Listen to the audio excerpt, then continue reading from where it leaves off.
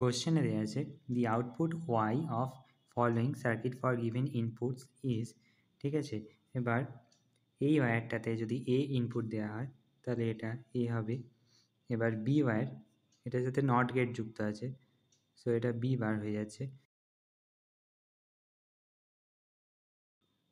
And get, এটা হচ্ছে or gate,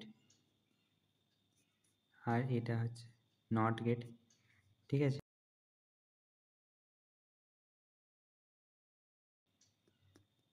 এবার এটা হচ্ছে বি বার, আর বি এর সাথে এটা কানেক্টেড আছে, সো এটা বি হবে।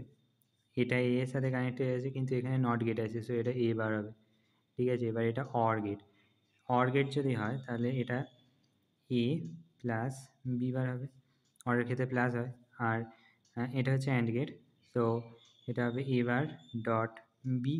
এবার এইটা কিন্তু অ্যান্ড গেট, তাহলে ওয়াইটা আমরা কি লিখতে পারি, A plus B bar dot A bar dot B, তাহলে Y equals to A plus B bar into A bar dot B.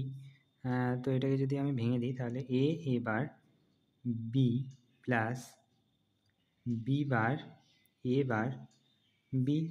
এবার আমরা জানি A bar equals to zero হয়, তাহলে এটা জিরো হয়ে যাচ্ছে, আর বি বার ইন্টু বি এটাও জিরো, সো আউটপুট জিরো হবে, তাহলে ওয়াই ইকুয়ালস টু জিরো, এটা হবে কারেক্ট অ্যান্সার।